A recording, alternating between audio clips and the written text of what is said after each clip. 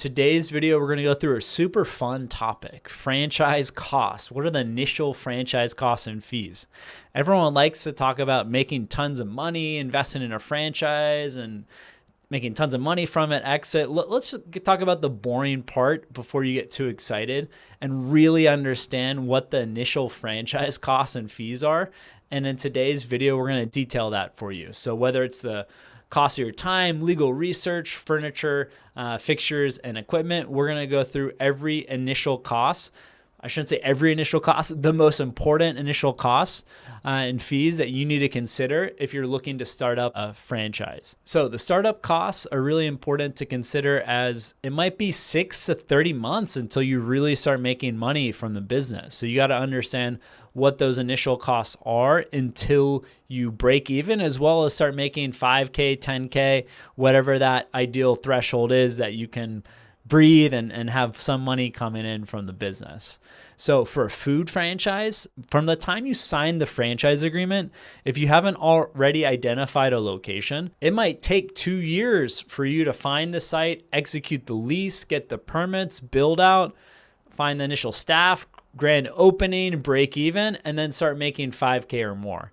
So just be prepared that you understand this is you're in for the long haul, and it could be 18 to 24 months if it's a food franchise for you to start really making $5,000 or more on a consistent basis from that business.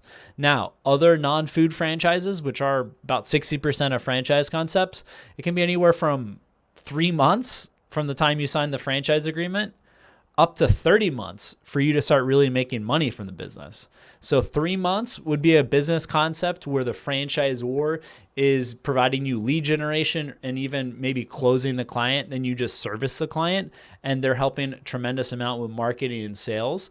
And then on the other end of the spectrum, if you do a ground up preschool project, it's going to take a while to find the site, construct the building, and it can be a very profitable business investment, but just know that it's going to take some time before you start collecting money from your franchise investment. So it's going to depend on a lot of different factors, principally the industry, as I mentioned, the franchise business's footprint, if it needs a physical brick and mortar, the geographic location, services offered, the competition in the marketplace also. You know, if no one's selling ice cream in your town and you're the one ice cream shop, it's going to be a lot faster than 18 months to start making 5K. But if it's a very crowded market, it might take more time. So one thing to be mindful of, low cost franchises. Everyone wants to invest in a franchise for 10K, 30K, 40K. It's a small initial investment generally, but there's not enough profit margin for a manager or even key employees. So as a franchise owner of a low cost service franchise, you might find yourself working 50 hours a week, maybe more, for the first 12 to 18 months. So just understand that.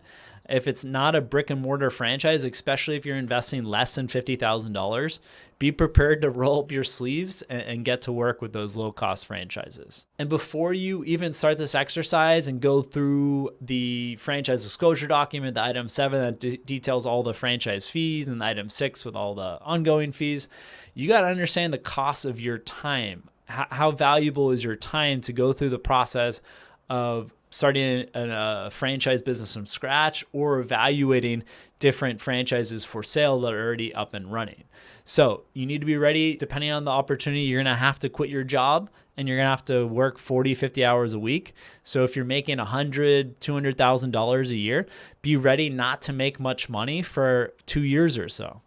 You have to understand if that's worth it, and if you have saved enough money, or if you have a sugar mama or sugar papa who's going to provide extra money as the business gets off the ground. Important part, legal, accounting, and research fees. So it takes time, and generally you should hire an accountant and or a franchise attorney to help you in this process, going through structuring what type of business you're going to open up, LLC, C Corp, S Corp. How are you going to structure the business entity? How's it going to be in the eyes of the IRS?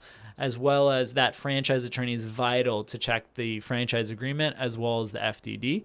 So those fees vary. I mean, we've seen anywhere from $2,500 for a franchise attorney up to $10,000 plus. Generally, you get what you pay for, And it's a good idea to talk to a couple of franchise attorneys before you decide to contract one to review the franchise agreement. Also, that same attorney or perhaps an accountant can help with opening the business, opening the bank account, and those are going to be additional fees. Travel expenses, if you're going to the franchisor, visiting franchisees, as well as the training, you got to include that.